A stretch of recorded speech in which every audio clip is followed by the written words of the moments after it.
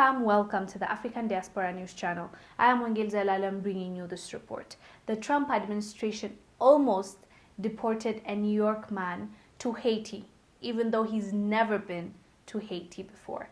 Let me read you the article, we'll come back and discuss. Face to Face Africa reported Trump administration almost deported New York man to Haiti, though he's never been there. If it was not for the 11th hour intervention from his family, attorney and a New York congressman, 40-year-old Paul Perales would have been deported to Haiti despite the fact that he has never been to the Caribbean country and does not know anyone there.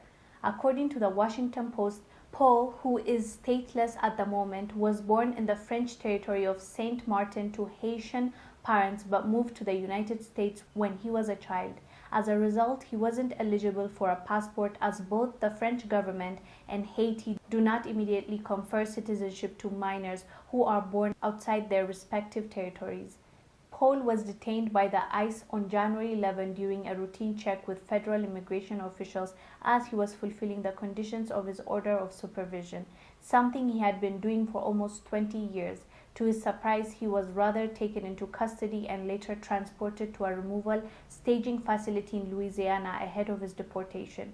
Though the ICE told the Post he is an illegally present citizen of the Haiti, they did not corroborate their claim with travel documents. On Thursday, the Haitian ambassador to the United States, Bochet Edmond, also confirmed his government does not have any records proving Paul is a Haitian citizen. He also said that they have never handed over any travel documents for Paul to the ICE, adding that they've turned down the agency twice. The news of Paul's pending deportation got his family distraught, and they moved to try and block it. Through a cousin, his sister was able to get in touch with Representative Mondier Jones, who quickly stepped in to help. Jones and his team, together with Blackley, pressured the ICE to provide Haitian travel documents for Paul, but they did not respond. The pressure, however, paid off and Paul wasn't deported. Imagine being deported to a country where you've never been and you know nobody. Wow, that must be really scary. But thankfully his family got in touch with high officials and they were able to stop his deportation. But imagine if that didn't happen. This man lived almost half his life, I believe, in the US, and he's never been to Haiti, even though I believe his parents are Haitians. That is why ICE wanted to deport him there.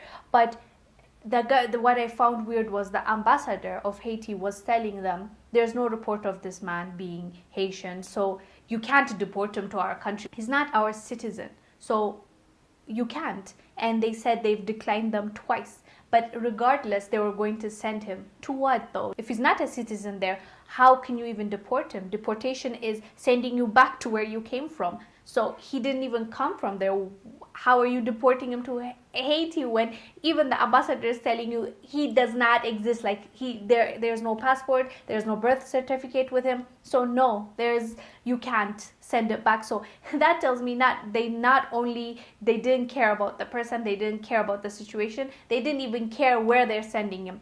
This guy is being sent to Haiti, and then what? Haiti doesn't have their own laws that governs them. Like they don't even consider other people. The selfishness of it all. Not only that, I think his lawyer was the one that was saying the way he's treated is so ridiculous. It made them think of how many people were wrongfully deported just like this man, and to a place where they have no idea where they're going to just because maybe one parent or a grandparent was from that place. This is so ridiculous. They don't even care about the regulations, the laws that is in Haiti. Even if Haiti said no, he's not from us, they still sent it back. That tells me the superiority complex that these officials had over even Haitians. So these are two different governments dealing with each other, and one of them is acting like they're superior than the other one, right? That's what it sounded like to me. But thankfully the family got there in time for him before he got deported. If you remember, I did a report on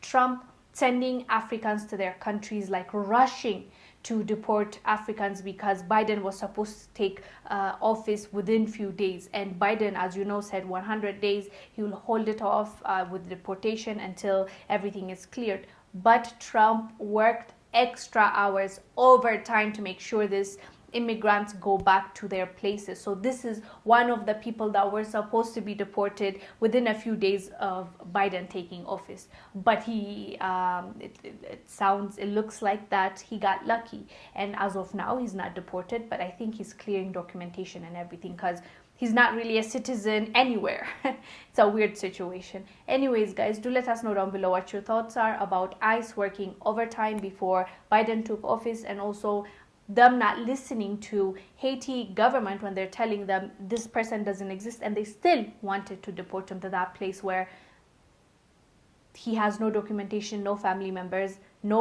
he's never even been there. Let us know down below. I am Wangil Zalal. I'm bringing you this report. I'll see you on the next one. Bye.